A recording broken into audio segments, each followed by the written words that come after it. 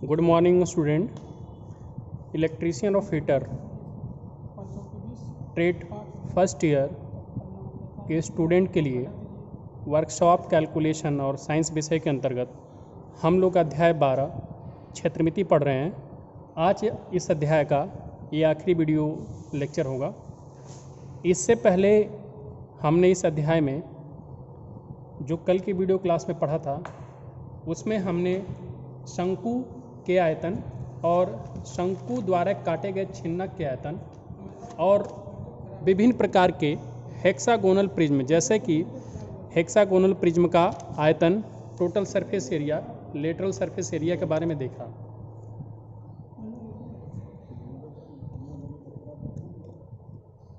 छिन्नक के बारे में हमने कल बताया था कि एक शंकु होता है, एक शंकु का आधार होगा और इस आधार के समांतर एक समतल प्लेन के द्वारा बीच से अगर यहाँ से शंकु को कट कर दिया जाए तो ये छिन्नक प्राप्त होगा और ऊपर का भाग हटा दिया जाए तो ये छिन्नक प्राप्त होगा। और इसका टोटल जो सरफेस एरिया होगा वो पाई इंटू एल ब्रैकेट में आर प्लस आर, अर्थात जो आउटर त्रिज्या है, जो ये बड़ी वाली त्रिज्या है, इसको हम कैपिटल आर से प्रदर्शित करेंगे और जो ऊपर वाले पार्ट की त्रिज्या होगी इसको स्मॉल आर से प्रदर्शित करेंगे। तो टोटल सरफेस एरिया का सूत्र क्या होगा? पाई इंटू एल ब्रैकेट में R plus R plus A1 plus A2, जहाँ पे A1 A2 क्या है? नीचे वाले बॉटम का क्षेत्रफल प्लस ऊपर वाले टॉप का क्षेत्रफल। और आयतन का सूत्र क्या होगा छिन्नक के लिए, अर्थात फ्रस्टम के लिए?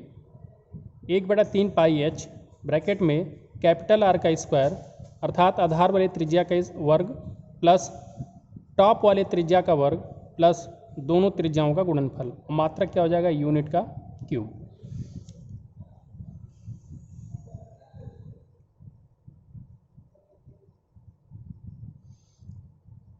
अब सिलेंडर के बारे में देखते हैं कि यह एक ऐसा प्रिज्म है जिसका टॉप और बॉटम सरफेस समान होते हैं। तो आपने ये देखा कि ये सिलेंडर जैसी आकृति है, इसका जो टॉप का क्षेत्रफल होगा और इसका जो बॉटम का क्षेत्रफल होगा दोनों समान होंगे।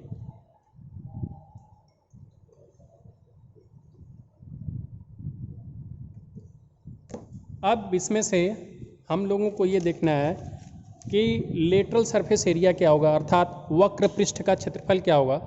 तो सिलेंडर के लिए जो वक्र पृष्ठ का क्षेत्रफल होता है वो 2 पाई आर एच के फार्मूले से ज्ञात हो जाएगा। और 2 पाई आर एच कैसे आता है ये भी हमने आपको कल बताया था।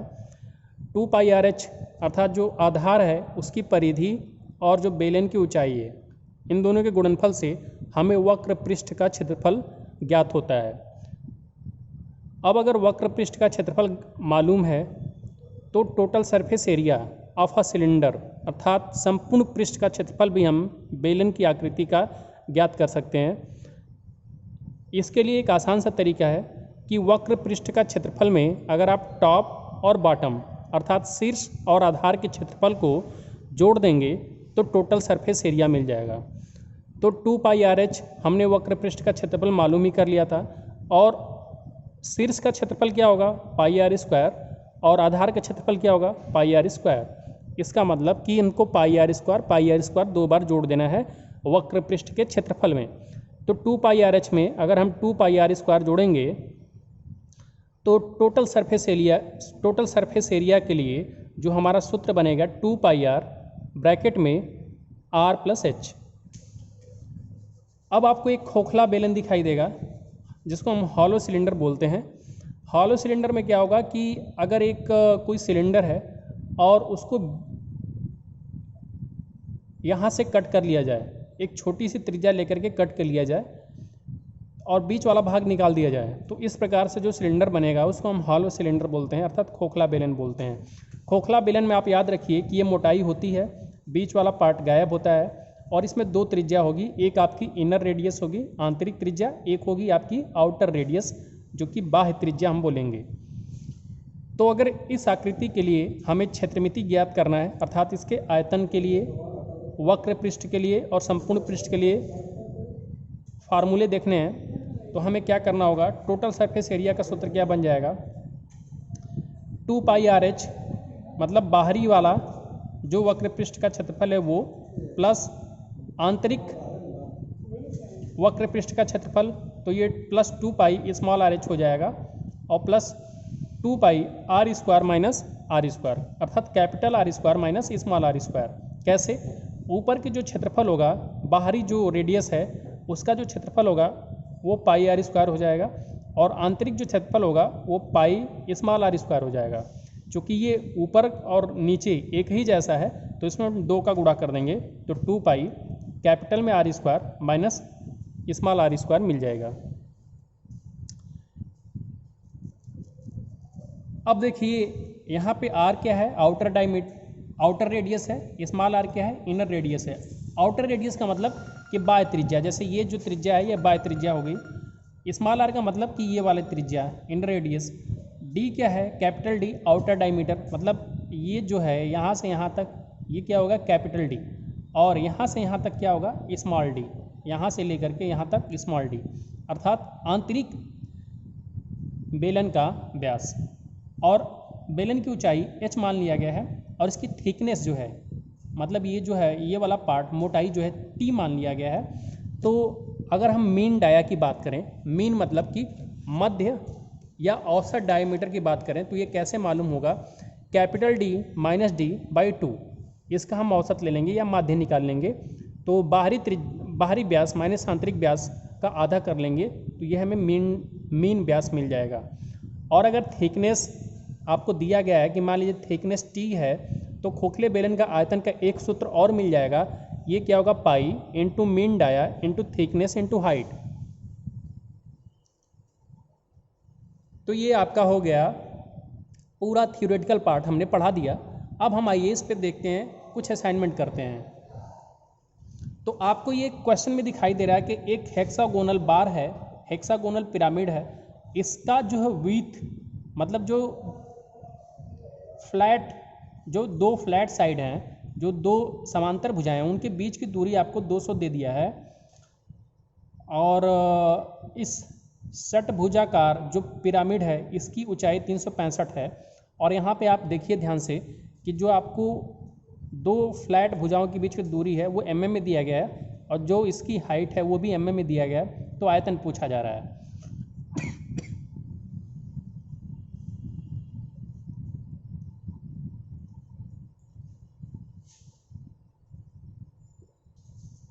तो आप देखें यहाँ पे कि हमने जो है इससे पहले वाली वीडियो क्लास में आपको एक फार्मूला बताया था कि डिस्टेंस अक्रॉस फ्लैट, मतलब कि जो 2 षटभुज में 2 समांतर भुजाओं के बीच की जो दूरी होती है उसका फार्मूला क्या होता है, कणी में 3a होता है। और a जहाँ पे क्या है, इस षटभुज की भुजा होगी। और हमें ये मालूम है कि डिस्टेंस अक्रॉस फ्लैट अर्थात षटभुज में 2 समांतर भुजाओं के बीच की दूरी कणी में 3a के बराबर होगी। और ये आपको दिया ही है कि 200 mm है, तो इसका मतलब कणी में 3a 200 mm के बराबर हो जाएगा। तो a का मान कितना हो जाएगा, 200 mm बटे में कणी में 3। अब अगर ये 200 mm बटे में कणी में 3 है तो यहाँ से हम करेंगे क्या कि हेक्सागोन की भुजा का मान मालूम हो गया कि a बराबर क्या है, 200 बटे में कणी में 3। तो आयतन का सूत्र क्या होता है, आयतन का सूत्र क्या होगा, देखिए यहाँ से अगर आप इस षटभुज की क्षेत्रफल मालूम कर लेते हैं, ऊपर वाले शीर्ष का या नीचे वाले शीर्ष का, जो कि दोनों ही बराबर होंगे, तो अगर षटभुज के शीर्ष का या आधार का क्षेत्रफल मालूम कर लेते हैं और उसमें षटभुज का जो ऊंचाई है उससे गुणा कर देंगे तो इस पूरे षटभुजाकार पिरामिड का आपको आयतन मालूम चल जाएगा कि कितना होगा। तो जब हमें षटभुज की भुजा मालूम ही चल गई है तो उसका क्षेत्रफल भी निकल आएगा। तो क्षेत्रफल निकालने का फार्मूला क्या होता है, 6 गुणे कड़ी में 3 बटा में 4 भुजा का स्क्वायर।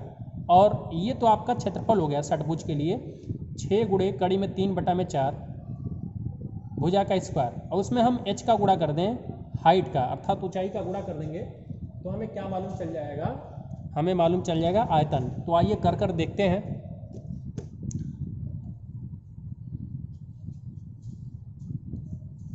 तो यहाँ से आप देख रहे हैं कि 6 गुणे कड़ी में 3 बटे में 4 गुणे 200 बटे में कड़ी में 3 mm का स्क्वायर गुणे 365 mm। तो 200 mm का जब हम स्क्वायर करेंगे तो ये 4 हो जाएगा और डबल जीरो लग जाएगा, तो ये कितना हो जाएगा 40,000 mm का स्क्वायर बटे में 3। क्योंकि कड़ी में 3 का वर्ग कितना हो जाएगा 3। अब इसको कटाएंगे तो 3 दूना के 6, 2 बार में कट जाएगा, और इस 2 से कटाएंगे 4 को तो 2 बार में कट जाएगा, और फिर फिर 2 से 40 एरो कटा देंगे, 20,000 बार में कट जाएगा। अब गुणा क्या करना रह गया, 20,000 गुणे 365 गुणे कड़ी में 3, तो 20,000 गुणे 365 गुणे कड़ी में 3 करेंगे तो हमारा जो है आयतन मालूम हो जाएगा। तो हम करेंगे तो ये कितना आएगा, 20,000 गुणे 365 गुणे कड़ी में 3 कर रहे हैं तो ये कितना हो जा रहा है, 73 लाख mm³ बटे में गुणे 1.732, क्योंकि हमने 20,000 में 365 का गुणा कर लिया तो ये कितना आ गया 73 लाख mm³, और उसमें कड़ी में 3 का मान का गुणा कर देंगे तो ये कितना आ जाएगा 1,26,43,600 mm²। तो ये हो गया आयतन। अगला क्वेश्चन है, एक छिन्नक दिया गया है फ्रस्टम, जो कि अगर आप देखेंगे तो इसको अगर एक्सटेंड करेंगे, इस वाले पार्ट को नीचे बढ़ाएंगे तो ये कहीं ना कहीं शंकु जैसी आकृति बन रही थी। तो यहाँ से इसको काट करके इस वाले पार्ट को निकाल दिया गया, इस वाले पार्ट को निकाल दिया गया है। तो यहाँ से एक ऊपर प्लेन है और एक नीचे प्लेन है, दोनों प्लेन कैसे हैं, समांतर हैं, और इनके बीच की दूरी कितना है, h है। तो डायमीटर कैपिटल D, मतलब जो ऊपर वाला शीर्ष है इसका व्यास कितना है 290 mm है, और जो नीचे वाला आधार है इसका व्यास कितना है 180 mm है, और इसकी हाइट कितनी है 320 mm।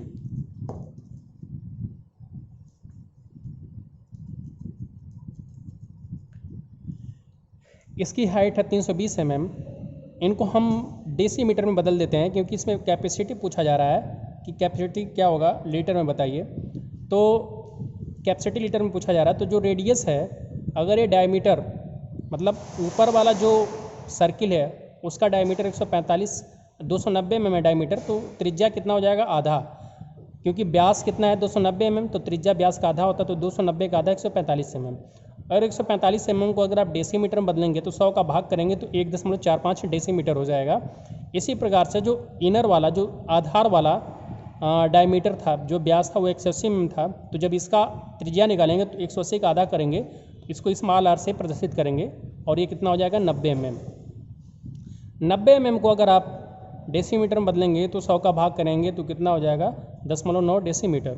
अब आयतन निकालना है, तो आयतन का सूत्र आपको बताया गया था कि 1/3 पाई कैपिटल में r square plus small r square plus capital R into small r into h, और ये सारे मान आपको मालूम है तो ये सारे मान इसके सूत्र में रख देंगे। 1/3 पाई 1.45 डेसीमीटर का स्क्वायर प्लस 0.9 डेसीमीटर का स्क्वायर प्लस 1.45 गुणे 0.9, और बाहर में ब्रैकेट में गुणा कर देंगे 3.2 डेसीमीटर का। तो 1/3 पाई 1.45 डेसीमीटर का स्क्वायर का जब गुणा करेंगे तो 2.1025 होगा, और 0.9 का गुणा करेंगे तो 0.081 हो जाएगा, और 1.45 में 0.9 का गुणा करेंगे तो 1.305 हो जाएगा, और बाहर से जो गुणा करना था 3.2 जो कि ऊंचाई है। तो ये पूरा गुणा करेंगे तो 14.125 डेसीमीटर क्यूब आएगा, ये आपका आयतन आ गया। तो इस छिन्नक का आयतन कितना आ गया 14.125 डेसीमीटर क्यूब। अब आप पूछेंगे कि हमने डेसीमीटर क्यूब में आयतन क्यों निकाला है जबकि आपकी सारी डायमेंशन mm में दी गई है। तो इसके पीछे का कारण ये है कि हमने जो आयतन निकाल लिया वो डेसीमीटर क्यूब में निकाल लिया है, और हमें पता है कि 1 डेसीमीटर क्यूब आयतन 1 लीटर के बराबर होता है, अर्थात 1 डेसीमीटर क्यूब जो आयतन होती है उसकी कैपेसिटी कितनी होती है 1 लीटर के बराबर होती है। तो जब 1 डेसीमीटर क्यूब आयतन की कैपेसिटी 1 लीटर है तो 14.125 डेसीमीटर क्यूब की कैपेसिटी कितनी हो जाएगी 14.125 लीटर। तो इस पूरे छिन्नक का आयतन हमने लीटर में मालूम कर लिया है कि 14.125 लीटर हो जाएगा।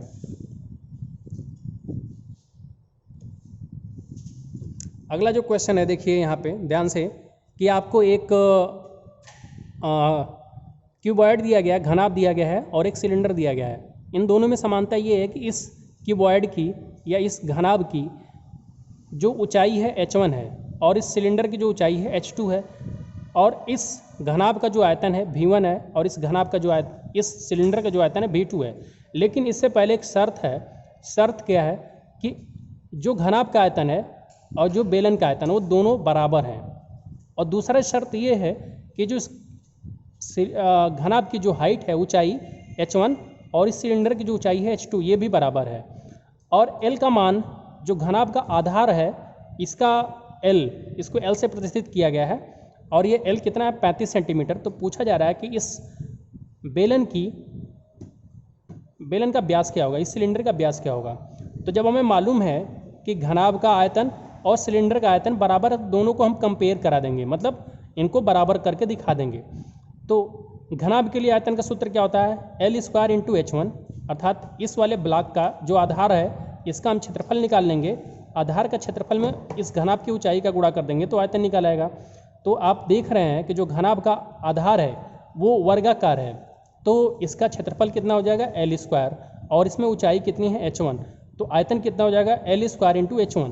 तो घनाभ का आयतन कितना हो गया L स्क्वायर इंटू H1। अब ध्यान आप ये देंगे कि सिलेंडर का आयतन का सूत्र क्या होता है, पाई आर स्क्वायर इंटू H2। अब चूंकि V1 और V2 बराबर है, अर्थात घनाभ का आयतन और सिलेंडर का आयतन बराबर है, तो बराबर कर देते हैं। तो V1 का मान कितना है L स्क्वायर H1 और V2 का मान कितना है पाई आर स्क्वायर H2। चूँकि H1 और H2 भी बराबर, तो ये भी कट जाएंगे। तो L स्क्वायर बराबर क्या हो गया पाई आर स्क्वायर। तो आर स्क्वायर का मान कितना हो जाएगा L स्क्वायर बटे में पाई। तो आर स्क्वायर, अब L का मान कितना है 35 सेंटीमीटर, इसका स्क्वायर करेंगे बटे में पाई करेंगे, तो आर स्क्वायर बराबर कितना हो जाएगा 35 सेंटीमीटर स्क्वायर बटे में पाई। तो आर बराबर कितना हो जाएगा कणी में 35 सेंटीमीटर स्क्वायर बटे में पाई। तो डी का मान, अब देखिए आर का मान आ गया 35 बटे कणी में पाई सेंटीमीटर। तो डायमीटर कितना होगा, त्रिज्या का दोगुना, इसका दोगुना कर देंगे तो 70 बटे में कणी में पाई सेंटीमीटर। तो ये आपका इसका व्यास आ जाएगा 70 बटे में कणी में पाई सेंटीमीटर। तो आज के लिए इस वीडियो में इतना ही। वीडियो देखने के लिए धन्यवाद।